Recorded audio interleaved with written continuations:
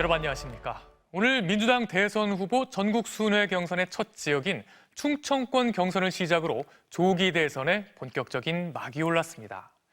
민주당 충청 지역 경선에선 이재명 후보가 90% 가까운 득표율로 압승을 거뒀습니다. 충청의 아들을 내세운 김동연 후보가 2위를 차지했고 김경수 후보가 뒤를 이었습니다. 김지인 기자가 보도합니다. 더불어민주당 이재명 경선 후보가 첫 순회 경선 지역인 충청에서 88.15%의 득표율을 기록했습니다. 권리당원, 전국 대의원 ARS 및 온라인 투표를 합산한 결과 총 57,057표를 받았습니다. 충북 음성이 고향인 김동연 경선 후보는 7.54%로 2위, 세종에서 출마 선언을 한 김경수 경선 후보는 4.31%를 얻어 3위를 기록했습니다. 이재명 후보는 새로운 나라를 만들어달라는 열망을 잘 받들겠다며 진짜 대한민국을 거듭 강조했습니다. 대한민국의 제도약과 과업을 실현할 준비된 대통령 후보 누구입니까? 진짜 대한민국을 확실히 열어가겠습니다. 이 후보의 압승에 큰 격차로 2위에 머문 김동연 후보는 이제 시작이라며 제 목표는 이기는 것이라고 포부를 밝혔습니다. 저는 계파도 조직도 없습니다. 그래서 때로는 외롭습니다. 그러나 국민만 보고 가겠습니다. 3자 구도 경선에서 가장 적은 득표율을 얻은 김경수 후보는 아쉽긴 하지만 남은 기간 동안 최선을 다하겠다고 말했습니다. 저는 영남민주당으로 지역주의의 벽을 넘었습니다. 압도적인 정권 교체를 만들겠습니다. 충청 순회 경선을 마친 민주당은 내일 울산으로 이동해 4개 권역 중 두 번째인 영남권 경선을 이어갑니다. MBC 뉴스 김재인입니다.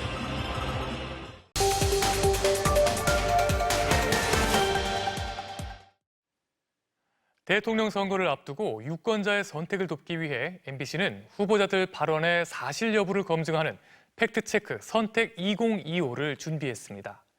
오늘은 첫 순서로 어제와 오늘 잇따라 열린 민주당과 국민의힘 경선 후보들의 토론회 발언 중 추가 검증이 필요한 주장들을 이준범 기자가 따져봤습니다. 오늘 토론회에서 국민의힘 김문수 예비후보는 윤 전 대통령 탄핵을 반대하지만 자신은 비상계엄을 옹호한 적이 없다고 말했습니다. 저는 비상계엄을 옹호해 본 적도 없고 비상계엄에 찬성해 본 적도 없는 사람입니다. 당시 고용노동부 장관이었던 김 후보는 계엄 이틀 뒤 취재진을 만나 공개적으로 대통령께서 계엄을 선포할 정도의 어려움에 처했다고 말했습니다. 며칠 뒤 국회에서 국무위원들에게 12.3 내란 사태에 대해 사과하라고 요구했을 때도 유일하게 일어나지 않은 채 사과를 거부했습니다. 김 후보는 오늘도 이 같은 취지의 주장을 반복했습니다. 그러나 대통령께서 이 비상계엄을 선포할 수밖에 없었던 그 사정, 안타까운 사정에 대해서 그건 책임이 민주당에 있다 이렇게 생각합니다. 어제 열린 민주당 경선 후보 토론회에서는 김경수 예비후보가 주요 공약으로 지방분권 정책을 강조하며 부울경 메가시티 추진 사업이 지방정부에게만 맡겨놓은 탓에 좌초됐다고 주장했습니다. 부울경 메가시티가 좌초된 제일 큰 이유는 지방정부들에게만 맡겨놓았기 때문이에요. 부산, 울산, 경남 특별연합은 2018년부터 해당 광역지자체장들이 내세우며 시작됐습니다. 지방정부가 주도한 것은 맞지만 2021년 국회가 지방자치법을 개정해 법적 근거를 마련했고 대통령이 직접 참석한 2차례 보고회를 거쳐 8개 정부 부처가 지원 협의회를 꾸리는 등 중앙정부 차원의 지원이 이뤄졌습니다. 이와 관련해 이재명 예비후보는 부울경 메가시티가 좌초된 주요 원인은 국민의힘 소속 지자체장들의 방해였다고 말했습니다. 근데 이게 이제 지방의 분권이 안 돼서 그러기도 한데 더 큰 원인은 국민의힘 지도지사들이 방해를 한 거죠. 2023년 1월 1일부터 사무 처리를 시작하려던 당초 계획이 무산된 데에는 지방선거에서 새로 당선된 국민의힘 소속 경남지사와 울산시장의 반대가 영향을 줬습니다. 그런데 같은 국민의힘 소속인 박형준 부산시장은 메가시티에 찬성하며 함께 추진하는 등 서로 의견이 갈렸습니다. 대통령 집무실 이전 문제에 대해서는 김동연 예비후보가 이미 세종시에 대통령 제2집무실이 있어 바로 근무가 가능하다고 말했습니다. 지금 세종에는 대통령 제2집무실이 있고 국무회의실이 있습니다. 제가 경제부총리 때 그 국무회의실에서 아주 많은 국무회의를 했습니다. 지난 2012년부터 정부 세종청사 국무회의실 옆에 마련된 집무실은 귀빈 집무실로 비서동 등 부속 사무실이 없어 대통령 제2집무실이라고 보기는 어렵습니다. MBC 뉴스 이준범입니다. 중앙선관위에 얼마 전 정체불명의 일당이 나타나 붉은색 천과 선관위를 비난하는 조각을 파묻고 갔다는 소식 어제 단독 보도로 전해드렸는데요. 경찰 수사 결과 이들이 모두 외국인이고 이미 출국했다는 사실이 확인됐습니다. 선관위 시설물에 선관위와 민주당 이재명 예비후보를 비난하는 전단지를 붙인 사람들에 대해서도 경찰이 본격적인 수사에 들어갔습니다. 차현진 기자가 보도합니다. 중앙선거관리위원회 관악청사 현관 앞에 하늘색 티셔츠를 입은 여성이 다가와 작은 플라스틱 조각을 세게 밟습니다. 잠시 뒤 화단으로 또 다른 사람들과 붉은색 물체와 밟은 플라스틱 조각을 묻습니다. 이들이 묻은 건 부정중앙선관위라고 적힌 플라스틱 조각과 영어로 승리, 즉 빅토리와 그리고 알 수 없는 그림이 담긴 붉은 천이었습니다. 선관위 의뢰로 수사에 착수한 경찰은 이 같은 수상쩍은 일을 벌인 남성 1명과 여성 4명이 모두 외국인이라는 사실을 확인했습니다. 공동 주거침입 혐의로 입건했지만 이미 해외로 출국한 상태인 것으로 확인됐습니다. 사건이 발생하고 이틀 뒤 선관위가 수사를 의뢰했는데 이미 해외로 출국한 뒤였습니다. 경찰은 이들의 소재를 파악해 출석을 요구하고 이 같은 일을 벌인 동기가 무엇인지 등을 파악할 방침입니다. 중앙선관위 수원 선거연수원 시설물 곳곳에 선관위 비난 등의 내용이 담긴 전단지를 붙인 30대 여성 2명도 공직선거법 위반과 건조물 침입 혐의 등으로 경찰 조사를 받게 됐습니다. 이들은 선관위 부정체육 의혹을 비판하거나 이재명 더불어민주당 예비후보 등을 비난하는 내용이 담긴 전단지 23장을 붙였습니다. 경찰은 대선 후보자가 되려는 사람을 비방해 선거에 영향을 미치려 한 것으로 보고 공직선거법 위반 혐의를 적용했습니다. 다만 경찰은 관악과 수원 두 선관위 청사에서 발생한 사건은 연관성 없는 별개 건으로 보고 수사 중입니다. MBC 뉴스 차현진입니다. 이런 가운데 그동안 극우 집회를 이끌어온 전광훈 목사가 본인이 직접 대선에 출마하겠다고 밝혔습니다.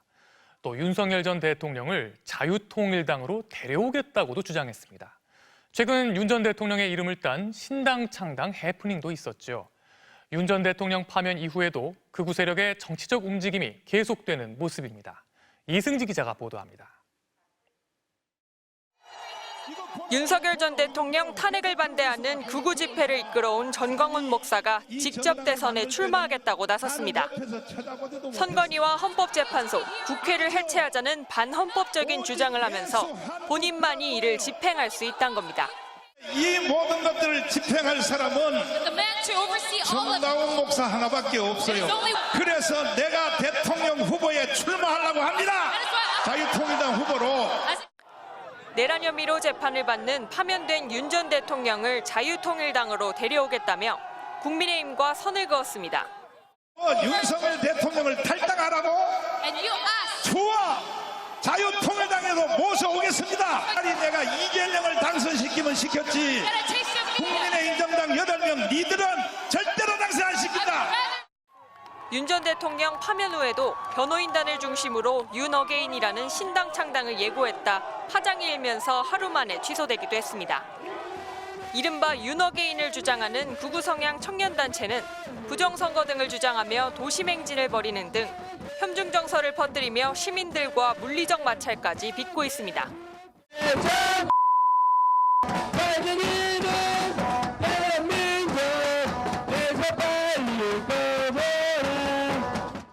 전광훈 목사와 자유통일당을 함께 창당하는 등 밀접한 관계를 이어왔던 김문수 국민의힘 대선 경선 후보는 최근 전 목사를 본 적이 없다고 밝히는 등 거리두기에 나서는 모습입니다. 국민의힘이 계엄에 대한 명확한 사과나 파면된 전 대통령과의 절연을 분명히 하지 않는 가운데 대선을 앞두고도 윤 전 대통령의 이름을 내건 극우 세력의 정치적 움직임이 계속되고 있습니다. MBC 뉴스 이승지입니다. 12.3 내란 당시 언론사를 단전 단수하라고 지시한 혐의를 받는 이상민 전 행정안전부 장관이 경찰에 출석해 약 18시간 동안 밤샘 조사를 받았습니다. 계엄 다음 날 이른바 대통령 안가 회동에 대해서도 집중 조사했는데 이 전 장관은 혐의를 대부분 부인한 것으로 전해졌습니다. 이승현 기자가 보도합니다. 이상민 전 행정안전부 장관은 12.3 비상계엄 선포 당시 소방청장에게 언론사 등 5곳을 단전 단수하라는 지시를 한 혐의를 받고 있습니다. 언론사 5곳을 말씀을 하시고 경찰 이야기를 하고 요청이 오면 적절한 조치를 취하라 이런 뜻으로. 소방청장의 증언에도 이 전 장관은 단전 단수를 지시한 적이 없다며 다만 대통령 집무실에서 단전 단수 내용이 적힌 문건을 봤다고만 주장해왔습니다. 종이 쪽지 몇 개를 좀 멀리서 이렇게 본 게 있습니다. 소방청 단전 단수 이런 내용이 적혀져 있었습니다. 이 전 장관은 이 같은 단전 단수 의혹이 불거진 뒤 처음으로 경찰에 출석해 조사를 받았습니다. 어제 오후 2시에 출석해 오늘 오전 7시 40분까지 18시간 밤샘 조사를 받았습니다. 경찰은 지난 2월 이 전 장관 자택과 집무실을 압수수색해 확보한 자료와 소방 관계자들의 진술을 토대로 윤 전 대통령이 언론사에 단전 단수를 지시했는지 등을 집중적으로 조사한 것으로 전해졌습니다. 또 계엄 다음 날 삼청동 대통령 안가에서 있었던 4인방 회동에서도 관련 논의가 있었는지도 조사한 것으로 알려졌습니다. 이 전 장관은 묵비권은 행사하지 않았지만 혐의를 전체적으로 부인하고 새벽 4시부터는 3시간 가까이 피의자 신문조서를 보면서 수정한 것으로 전해졌습니다. 앞서 대통령 안가와 집무실 CCTV 압수수색은 경호처 저지 등으로 무산된 가운데 경찰은 이 전 장관 사건 검찰 송치 여부를 검토하고 있습니다. MBC 뉴스 이승현입니다.